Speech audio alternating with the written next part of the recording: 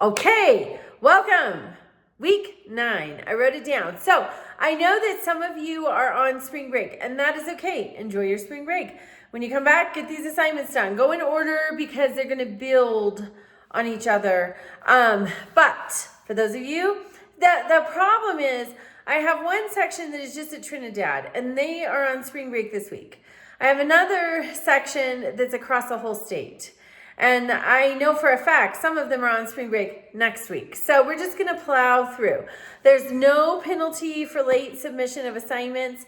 So, obviously at the end of the semester when the clock runs, the clock runs. But until then, you can submit assignments with penalty free.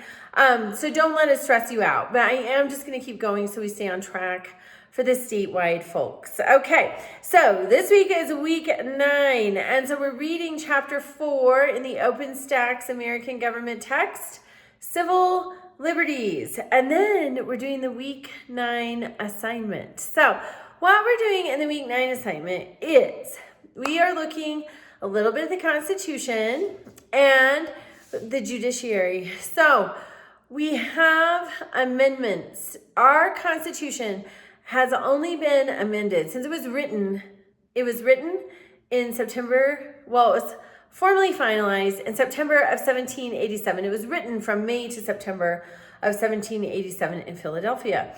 Then after that, it had to go to the states, it had to be ratified. But since it was written and finished being written in September of 1787, we've only amended it 27 times. That to me says the amendments are special and they're important. If you look at Mexico, the country of Mexico, their constitution, it has been amended hundreds of times. I tried to read it and I got so lost in the weeds of the amendments. I finally gave up. I didn't make it all the way through. But our constitution has 27 amendments. They are all short, to the point, and important. Only one of those 27 amendments was repealed. And I think we look at that later, so I won't spoil that for you yet. But, so this week, you're going through the week 9 assignment. I've linked the Constitution. I want to know how many articles there are. There are 7, if you watch this video, 7 articles in the Constitution. The 3rd article gives power to the judiciary. You know that from previous assignment. We've had 27 amendments to the Constitution, and there are 3 amendments that are known as the Civil War or Reconstruction amendments. They're really important. The 13th Amendment ended slavery nationwide. That was important because the Emancipation Proclamation only ended it in the rebel states.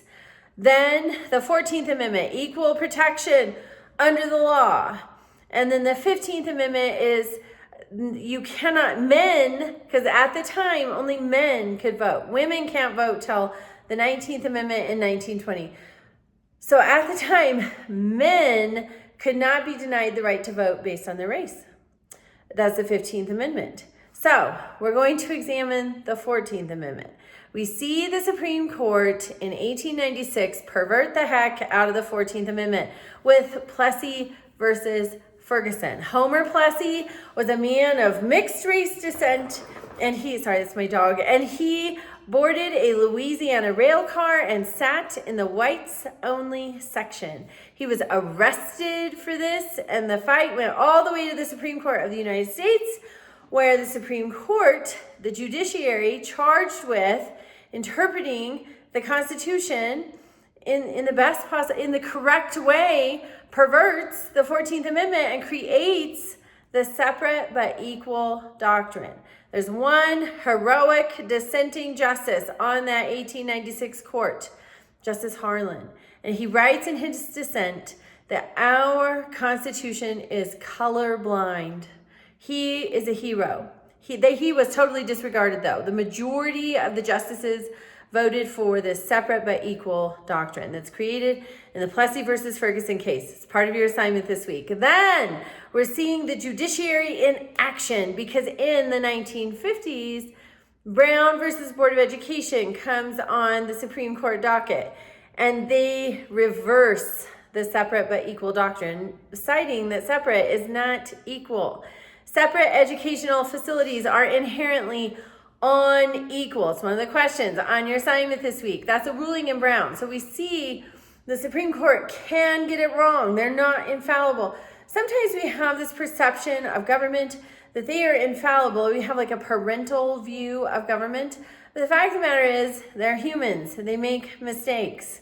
We all do. The court got it totally wrong in the Plessy case in 1896, but the court gets it very right in the 1950s with the Brown versus Board of Education. They reverse separate but equal, and now segregation is no more, except they have trouble getting that enforced.